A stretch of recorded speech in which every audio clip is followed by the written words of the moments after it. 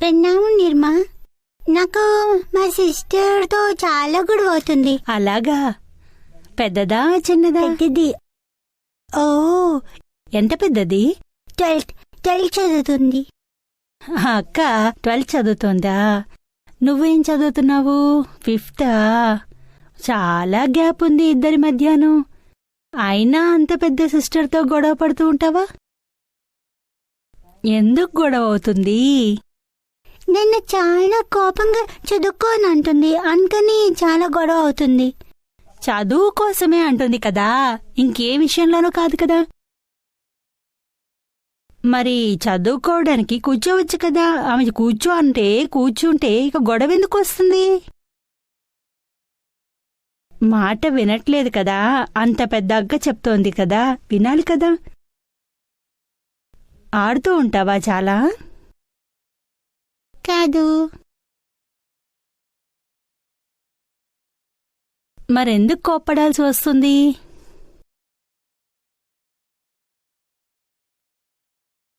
Sorry చెప్తావా అక్కకి? కోపం తెచ్చుకున్నాక? లేదు. సారీ కూడా చెప్పవు? లేదు. మరి చెప్పాలి కదా. నువ్వు ఇంత చిన్నదానివి, అక్కకి ఇంత బాధ పెడుతున్నావు, ఆమె కోపం తెప్పిస్తున్నావు, ఇంకా సారీ కూడా చెప్పు. ఆమెకి కోపం తెప్పించకు. కోపం తెప్పించకుండా ఎప్పుడు చదువుకోమంటే అప్పుడు చదువుకోవడానికి కూర్చో, తర్వాత ఆడుకో. సరే. నమస్కారం నిరమ. నాకు హార్ట్ ప్రాబ్లం ఉంది. ఇంకా నేను ఇప్పుడు వ్యాపారం నుంచి ముక్తి పొందాలనుకుంటున్నాను. కానీ నా కొడుకు ఏ పికప్ చేయలేకపోతున్నాడు. వ్యాపారంలో 3 సంవత్సరాల నుంచి చేస్తున్నాడు, కానీ దాంట్లో పికప్ చేయలేకపోతున్నాడు. ఇంకా దీని నుంచి నాకు ముక్తి ఎలా దొరుకుతుంది? ఏమంటే, మీరు మరణించినా కూడా అతను పికప్ చేయలేడు. అందువల్ల మీరు వదిలేసేయండి, తర్వాత అతను పికప్ చేస్తాడు. వాడు వదలటానికి కూడా రెడీగా ఉన్నాడు, కానీ నేను రెడీగా లేను. అతను తలపై పడేయడమే పూర్తిగా నేర్చుకుంటాడు. లేకుంటే ఎప్పటికీ కూడా చూస్తూ మొత్తం జీవితం అయిపోతుంది. ఎప్పటి వరకు మీరు చూడగలరు? నేను చాలా ప్రయత్నిస్తున్నాను, కానీ వాడు ఏ పికప్ చేయలేకపోతున్నాడు. ఇంకా అది కూడా నేనే చెయ్యాలి. ఒక 10 రోజులు సెలవులు తీసుకొని నేను వెళ్ళిపోతే ఇంకా 11 రోజు ఎప్పుడైతే వెళ్తానో ఆ 10 రోజులు పని చెయ్యాలి కదా. అతనేం చేస్తాడా 10 రోజులు? వాడు తన మస్తీలో ఉంటాడు. ఓ,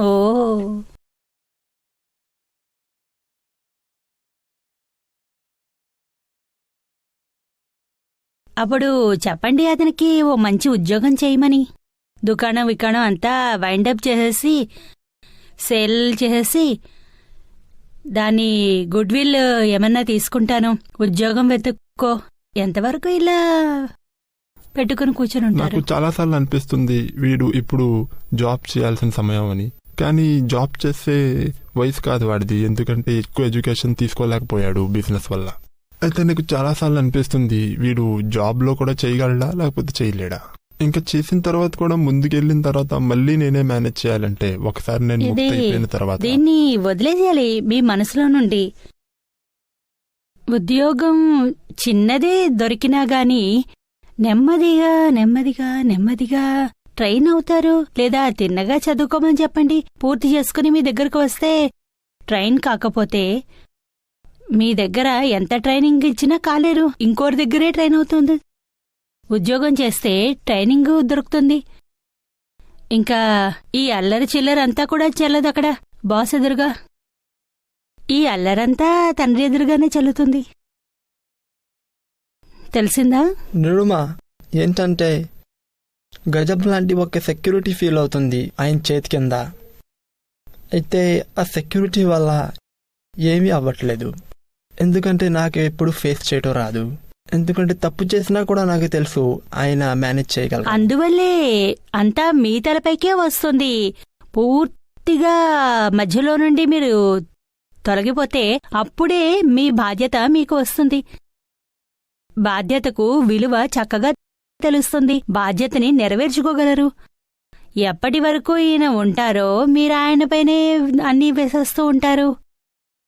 చాలాసార్లు నాకు అనిపిస్తుంది ఏంటంటే ఇది నాకు సంబంధించింది, అందుకని నేనే చెయ్యాలి, ఎండ్ ఆఫ్ ద డే నేనే మేనేజ్ చేయాలి.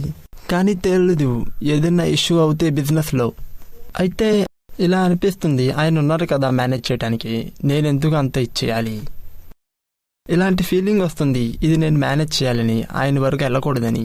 అప్పుడు అర్థం కాదు ఏంటి ఇది సెక్యూరిటీ లాంటి ఫీలింగా ఏంటి. ఏమంటే ప్రతి స్త్రీకి భర్త ఉన్నారు, అప్పటిదాకా అనిపిస్తుంది భర్త ఉన్నారు కదా ఆయన అన్నీ చూసుకుంటారులే. కానీ లేకపోతే అన్ని పనులు తనే చూసుకుంటుంది, బిజినెస్ చూసుకుంటుంది, అన్నీ చూసుకోగలదు. తలపైకి వస్తే అన్నీ స్వయంగా అయిపోతాయి. ఎలా నాన్నగారు రిటైర్ అయిపోయారు, ఇంకేమీ చేయరు, బిజినెస్ విషయాలు ఆయనతో చెప్పడం మానేసేయాలి, ఆటోమేటిక్గా అన్నీ వస్తాయి. కాస్త అటు ఇటుగా అవుతాయి, కాస్త నష్టం జరుగుతుంది, ఏముంది నేర్చుకుంటారు. లేకపోతే ఇంకో మార్గంలో ఉద్యోగం చేసి చేసి ఈ సెక్యూరిటీ నుండి బయటపడు. సెక్యూరిటీ సెక్యూరిటీ అనడం ఇంకా మానేసాయి. నీ బాధ్యతను కూడా నువ్వు తెలుసుకో, ఆ తర్వాత చెయ్యి ఇంకా వ్యాపారం. చాలా మాటలకు అలా అనిపిస్తుంది, అవును ఇది నేనే చేయాలి, అది నాకు తెలుసు నేనే చెయ్యాలని, ఎందుకంటే ఈ రొటీన్ మాటలు కదా. కానీ నాకు అనిపిస్తుంది ఆయన ఆపుతారేమో, ఆయన ఏదోటి అంటారేమో, ఆయన వచ్చినప్పుడే చేసేద్దామని. ఇది నీ తప్పులే, మన బలహీనతలే ఇవన్నీను, ఇవన్నీ వంకలే.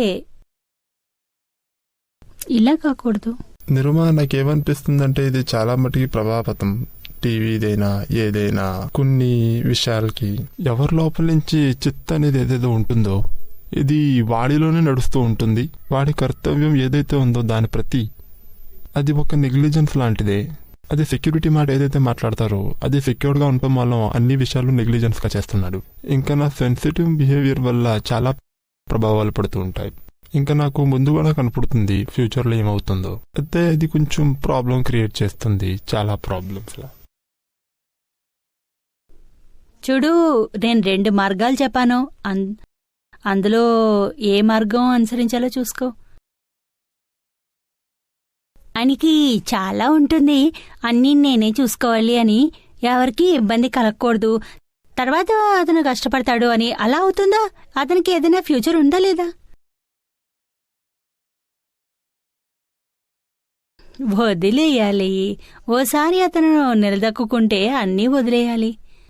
ఆయనకి ఏ ఇబ్బంది లేదు, ఉండకూడదు, ఆ తర్వాత ఏమీ ఉండకూడదు. అతనికి వస్తుంది. మీ జీవితంలో ఏ ఇబ్బంది కలగలేదు కదా, ప్రతి ఒక్కరికి వస్తుంది. ఎత్తుపల్లాలనేవి ఉంటాయే కదా, అందరి జీవితాల్లోనూ ఉంటాయి కదా, దానికి ఎవరు ఏమీ చేయలేరు.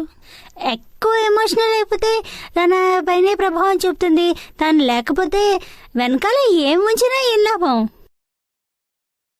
సరైన మాటే. ఇంత చేశావు, ఇంకా చాలు. ఈ హార్ట్కి పెద్ద ఆపరేషన్ అది చేసే గంట మోగిపోయింది పైన. ఇక నిన్ను నువ్వు చూసుకో. ఎలా ఉంటుందంటే అది ఒక టట్టు ఉంటాడు కదా, వాడికి ఏదైనా చెప్పండి ఏమీ చేయడు, వాడిని కొట్టండి ఏమీ చేయడు, వాడిని చూస్తుండండి ఏదైనా చేయండి అయినా కూడా వాడు ఏమీ చేయడు. ఈ మూడిట్లో నుంచి ఏది చేయండి, ఏదైనా చెప్పండి ఏమీ అవదు, ఏదైనా చేయవనండి ఏమీ అనదు, ఏం చేసినా కూడా ఏమీ అనడు. ఏ అవస్థల్లో కూడా అది ఏమీ అవ్వట్లేదు, ఏమీ చేయట్లేదు, అది స్టాగ్నెంట్గానే ఉంది. ఇక ఇలాంటి స్థితి అయితే బెటర్ జాబ్లో పెట్టు, ఉద్యోగంలో ఏంటంటే కొన్ని రెస్పాన్సిబిలిటీస్ ఉన్నాయి. నా పార్ట్నర్షిప్ బిజినెస్ ఉంది, వీడు ఏం చెప్తాడో దానివల్ల నేను పారిపోలేను, ఎందుకంటే నాకు కూడా కొన్ని సోర్స్ ఆఫ్ రెస్పాన్సిబిలిటీస్ ఉన్నాయి. 30 సంవత్సరాల నుంచి వ్యాపారంలో తోడుగా ఉన్నా. ఇంకా నేను మెయిన్ మనిషిని అవటం వల్ల నేను వదిలేస్తే వాళ్ళకు కూడా కొన్ని ప్రభావాలు పడతాయి. నేను వాళ్ళకు కూడా చెప్పాను దీని గురించి, కానీ అయినా కూడా మా తరపు నుంచి ఏదో తక్కువ అవుతుంది. చూడు, నేను చెప్పినట్టుగా చేసి చూడు. మీ వద్ద అతను ట్రైన్ కాలేడు.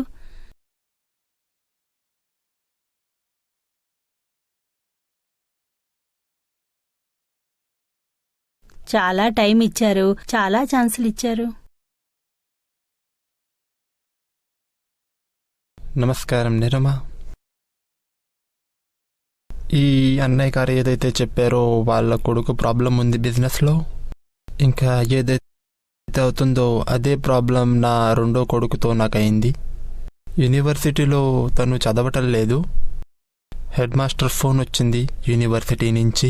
ఏంటంటే మీ అబ్బాయి యూనివర్సిటీకి రావట్లేదు, ఇంకా వస్తాడో రాడో కొంచెం తెలిస్తే మాకు కోర్స్ ఓపెన్ ఉంచాలో క్లోజ్ చేయాలో తెలిసిపోతుంది. ఇంకా అయితే నేనన్నాను, వాడు యూనివర్సిటీలో చదువుతున్నారు 2 సంవత్సరాల నుంచి, కానీ రావట్లేదు. అయితే నేను వాడికి ఫోన్ చేశాను, ఇంకా చెప్పాను, నువ్వు పని చేయి, నా బిజినెస్లో జాయిన్ అయిపో. వాడు ముందు రిఫ్యూజ్ చేశాడు. ఇంకా ఆలోచించిన తర్వాత వాడు నా బిజినెస్లో జాయిన్ అయిపోయాడు. ఎప్పుడూ పని చేయలేదు. నార్మల్లీ ఏమవుతుందంటే ఇంగ్లాండ్లో 16 సంవత్సరాల కుర్రాళ్ళు పార్ట్ టైం జాబ్ చేస్తారు. ఇంకా వాళ్ళ కాళ్ళ మీద నిలబడి వాళ్ళ పాకెట్ మనీ దాంట్లో తీస్తారు. ఇప్పటివరకు నేను ఇవాళ వరకు చెయ్యలేదు, ఎందుకంటే ఇది నా తప్పే నేను చేయకపోవటం. ఇంకా యూనివర్సిటీకి ఎప్పుడైతే వచ్చాడో చాలా నర్వస్గా ఉన్నాడు, రాదు. ఇంకా నా మెయిన్ బిజినెస్లో ఎవరైతే మర్సిడీస్ గ్లాసెస్ ఫిక్స్ చేస్తారో దాంట్లో ఒక పర్ఫెక్షనిస్ట్ కావాలి. పెద్ద పెద్ద కస్టమర్లు ఉంటారు, ప్రైవేట్ కస్టమర్స్ ఉంటారు అక్కడ. నేను వాళ్ళతో పాటు వాడిని అక్కడ పంపిస్తున్నాను ఫర్ ది బెస్ట్ ఫీటర్, ఎందుకంటే పని నేర్చుకుంటాడని. ఈ పేరెంట్స్కి మోహం అయితే ఏది ఉందో ఏంటంటే మా పిల్లలు చెయ్యలేరను, ఎందుకంటే వాళ్ళకి లోపల నుంచి ఒక భయం ఉంది, నేను ఎలాగైతే చేయగలను, నా అబ్బాయి వాళ్ళ చెయ్యలేడని. కానీ నా ఎక్స్పీరియన్స్ ఏంటంటే నేను వాడిని 3 సంవత్సరాల్లో బిజినెస్ నేర్పాను. ఏంటంటే అంటాడు, నీకు ఏం చేయాలంటే అది చెయ్యి, ఎందుకంటే నేను ఇండియా వెళ్ళాలి. ఏంటంటే ఇక నాకు ఏ మార్గం అయితే చూపించారో అది నేను చెయ్యాలి. ఇంకా నేను అక్కడికి వెళ్తున్నాను. ఇంకా అన్ని బిజినెస్ వదిలేసుకొని వచ్చేసాడు. ఇంకా వాళ్ళ అమ్మ కూడా నాకు అప్పుడప్పుడు చెప్తుంది, ఏంటంటే వాడి పెళ్లి చేసేయండి, అది చేసేయండి. నేను వీటి ఎక్స్క్యూజెస్ చూస్తున్నాను. నేను దానికోసం నా బిజినెస్, చాలా పెద్ద బిజినెస్ వాడి కోసం వదిలేసుకొని వచ్చాను. ఇంకా వాడు ఎంత పెద్ద బిజినెస్ నడుపుతున్నాడంటే నాకంటే బాగా పనిచేస్తున్నాడు. నేను ఎప్పుడైతే నేను ఒక బిజినెస్ చేసేవాడిని, నేను ఇన్ఛార్జ్ ఉన్నప్పుడు నేను వాళ్ళకి వేజెస్ ఇచ్చేవాడిని. ఇంకా సాటర్డే 12కి బిజినెస్ కట్టేసేవారు. ఇంకా 12 దాటి 1 నిమిషమైనా కూడా ఇంకా I'm going to meet my friends, that's it అని చెప్పేసి వెళ్ళిపోతాడు. కాదు, ఇంకా ఇప్పుడు పని ఎప్పుడైతే జరగదో, ఇంకా ఇప్పుడు సాటర్డే 12 దాటినా కూడా పని చేస్తాడు, ఎందుకంటే ఇప్పుడు వాడి సొంత బిజినెస్ అయిపోయింది అది. అయితే నా రెస్పాన్సిబిలిటీ ఏంటంటే ఎప్పుడెప్పుడు వీటిని అన్నింటిని వదిలేసి వెళ్ళిపోవాలి, అమ్మ నాన్న వదిలేసి వెళ్ళిపోవాలని. నేను ఇప్పుడు వాడికి ఫోన్ కూడా చేయను, కానీ వాడు ఫోన్ వచ్చేటప్పుడు అంటాడు, daddy I'm okay, that's it. 2 sentences ఉంటాయి వాడి. ఏంటంటే ఇది నా ఎక్స్పీరియన్స్, నేను మీకు చెప్తున్నాను. అమ్మా నాన్న మోహం ఏదైతే ఉందో, ఇంకా ఇంట్లో నుంచి కూడా అమ్మా నాన్న హింట్స్ ఏదైతే వస్తూ ఉంటాయో, ఇంట్లో ఏమంటారంటే వాడిని వదలొద్దు, కానీ తర్వాత చాలా పెద్ద రిజల్ట్స్ వచ్చేస్తాయి. క్షమించండి, నేను చాలా టైం తీసుకున్నాను, కానీ ఇది నా ఎక్స్పీరియన్స్. Thank you. ఇది నిజమే. మేము లండన్లో ఉన్నప్పుడు మా అబ్బాయి బిజినెస్లో జాయిన్ అయ్యాడు. అప్పుడు పని చేసేవాడు కాదు, ఎందుకంటే వేరే ఫిట్టర్ ఉండేవాడు. మా వారు కూడా ఉన్నారు. అప్పుడు 2 ఏళ్ల క్రితం మా 2 ఫిట్టర్లు పనిచి మానేశారు. అప్పుడు నాకు ఎలాగో అయిపోయింది, అరే నా పిల్లాడికి మొత్తం పని ఇచ్చేశారు అని. అప్పుడు నేను అడిగాను, నాకు చాలా కంగారుగా ఉంది అని, నీకేమన్నా అనిపిస్తుందా అని. ఫిట్టర్స్ వెళ్ళిపోతే ఇప్పుడు నీపైకి మొత్తం పని వస్తుంది అంటాడు. Mummy I will be all right. అప్పుడు మా వారు డిసైడ్ చేసుకున్నారు ఇండియా రావాలని. అప్పుడు నేను అనుకున్నాను, ఇదంతా మా అబ్బాయి ఎలా చేస్తాడు అని నాకు వరీగా ఉండేది. కానీ నేను వాడిని బిజినెస్లో 2 ఫిట్టర్లు వెళ్ళిపోతే అప్పుడు అతను పికప్ చేశాడు. ఇంకా ఇక్కడికి వచ్చేస్తే మరి నా ఇంకో పిల్లాడు, వాడు నా కుటుంబం మొత్తం అన్నారు, మీ అబ్బాయి ఇప్పుడు ఇదివరకు చేసేవాడు కాదు, ఇప్పుడు బాధగా ఉండేది కాదు. కానీ అప్పుడు వాళ్ళ డాడ్ ఉన్నారు, మొత్తం రెస్పాన్సిబిలిటీ ఆయనపై ఉండేది. అతనికి బిల్స్ పే చేయక్కర్లేదు. ఇప్పుడు మొత్తం బాధ్యత అంతా అతనిపైకే వచ్చింది. బిజినెస్ కొత్తది, వాడికి ఇల్లు ఖర్చులన్నీ తీర్చుకోవాలి. కానీ ఇప్పుడు చాలా బాగా పనిచేస్తున్నాడు. మునుపు మా వారు చెప్పారు కదా, మా అబ్బాయి అంటే అంటే మునుపు వాళ్ళ డాడ్ ఉండేవారు, ఇప్పుడు ఉన్నారు కానీ సగమే. ఆయన వదిలేశారు, చాలా బాగా చేశారు. నేను మోహన్తో వాడిని ఇలా అనుకునేదాన్ని ఏమవుతుంది అని. కానీ అది పర్వాలేదు. ఈ మోహం కూడా చాలా బాధ పెడుతుంది. ఆయనది పాడవుతుంది, మీ మోహాన్ని వదిలేయండి.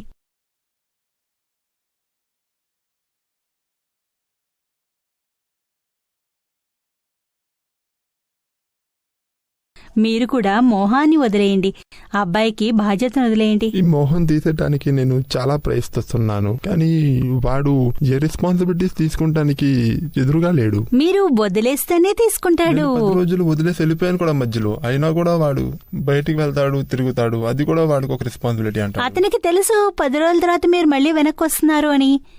మీది వెనక్కే వస్తారు, పర్మనెంట్ గా రిటైర్మెంట్ కాదు అని, నో ఎంట్రీ అని. అప్పుడే జరుగుతుంది. నమస్కారం నీరమ్మ. చెప్పండమ్మా. తెలుగు సరిగ్గా రాదు, కొద్దిగానే వచ్చు. ఎంతొస్తే అంతే చెప్పు. ఈరోజు మా వెడ్డింగ్ యానివర్సరీ. సో దేవుణ్ణి ఏం అడగాలి? ఈ రోజుల్లో భార్యలు ఇదే కోరుకుంటున్నారు. ఈ జన్మలో ఈ భర్త దొరికితే దొరికాడు గాని వచ్చే జన్మకి ఇలాంటి భర్త వద్దు.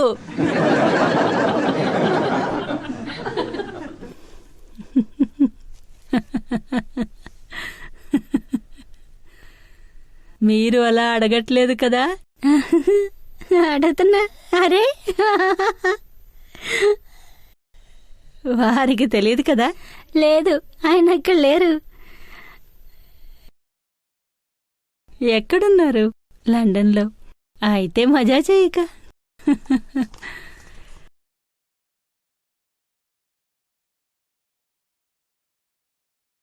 ఇది వరకు నిరుమ వెడ్డింగ్ యానివర్సరీ వస్తే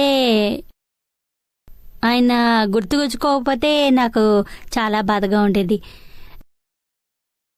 గొడవ పెట్టేదానివి. గొడవ ఒక రోజున బానే ఉంది, బయటికి తీసుకెళ్లేవారు, మళ్ళీ నేను గుర్తు చేసేదాన్ని. తెలుసు కదా నిన్న ఏంటి అని. ఆయన అంటారు, ఏంటి నాకేం తెలీదు. చాలా బాధగా ఉండేది. మళ్ళీ భోజనం బయట రెస్టారెంట్కి వెళ్ళి చేస్తాము, మన్నాటి నుండి తిప్పడం మొదలైపోతుంది. ఇక ఒక్కరోజు సరిగ్గా ఉంటుంది, ఇక 2వ రోజు నుండి మళ్ళీ మొదలు. అన్నీ మర్చిపోతాం. ఎంత మంచి భోజనం పెట్టారు, ఏంటి ఎంత బాగా. కార్డు ఇవ్వకపోతే కూడా బాధగా ఉంటుంది. కార్డు ఎందుకు ఇవ్వలేదు అని. దుకాణంలో అన్ని కార్డ్స్ ఉన్నాయి, వాటిని చూడు అంటారు. వెడ్డింగ్ యానివర్సరీ కార్డులు చాలా ఉన్నాయి, వాటిని చూడు, తీసుకెళ్ళి చూపిస్తారు. ఇదిగో నీకోసమే. అయినా కూడా నాకు బాగా అనిపించింది. ఇంత మోహం, ఇందులో నుండి నేను బయట ఎలా పడను? ఈ వ్యామోహంలో నుండి బయటపడాలి. ఈ రోజుకు ఓ రోజు పౌర్ణమి అయితే తర్వాత చిమ్మ చీకటిగా. జాగ్రత్తగా తెలివిగా మసలుకో. ఇప్పుడింకా ఎంత వయసు అయిపోయిందో చూడు. ఎన్ని ఇంకా మ్యారేజ్ యానివర్సరీలు, ఈ యానివర్సరీలు. పిల్లలు కూడా పుట్టేశారు. ఇవన్నీ ఏమిటి ఇంకా? మా అబ్బాయికి ఇప్పుడే పెళ్ళయింది. వాళ్ళైతే మొదటిసారి కలిసిన రోజు కూడా యానివర్సరీగా జరుపుకుంటారు. టైం దొరికితే నేను అనుకున్నాను ఈ కార్డు ఇవన్నీ ఏంటి అని. కోడల్ని అడిగాను, ఈ కార్డు దేనికి అని. ఆమె చెప్పింది, ఫస్ట్ మేము కలిసాం కదా, ఆ డేట్ నాకు గుర్తుంది, అందుకే దానికి యానివర్సరీ సెలబ్రేషన్ నేనన్నా ఎన్ని యానివర్సరీలు ఇలా సెలబ్రేట్ చేసుకుంటారని. ఆమంది అన్ని మా అబ్బాయికి చెప్తుంది పద ఇప్పుడు బయటికి వెళ్దాం, ఫస్ట్ టైం కలిసాం కదా యానివర్సరీ అని. మజాయే ఇంకా. అంతే, ఇంకా కొన్ని రోజుల వరకు గొడవ తగ్గింది. కాస్త జల్సీ వచ్చింది. అరే నీ కొడుకు కోళ్ళంటేనా? మా వారికి అడిగి నీకు గుర్తుందా మనం ఫస్ట్ టైం ఎప్పుడు కలిసామో అని. ఆయన అంటారు ఇంకా చాలు, నేనేమి ఇవన్నీ గుర్తుంచుకోని ఇంకా నన్ని.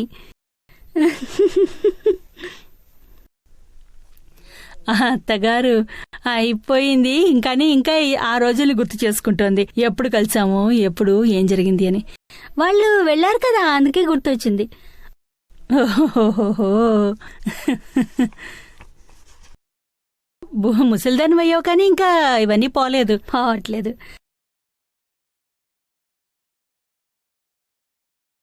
ప్రేమని ఇవ్వు, భర్తని ప్రేమించు, ఇంకా చాలు, యానివర్సరీలని చాలు, ఇంకా ఎంత గొడవ పడాలి అని చెప్పి నిశ్చయించుకో. ఇంకా గొడవ పడినని గొడవ పెట్టడం మానేసే. ఇంకా ఇవన్నీ బాలేదు, ఇంకా దీన్ని మించిన యానివర్సరీ మరొకట్లేదు. ఇంకా ఓ రోజు కోసం కాదు, ఎప్పటికీ. తప్పకుండా ట్రై చేస్తా. నమస్కారం.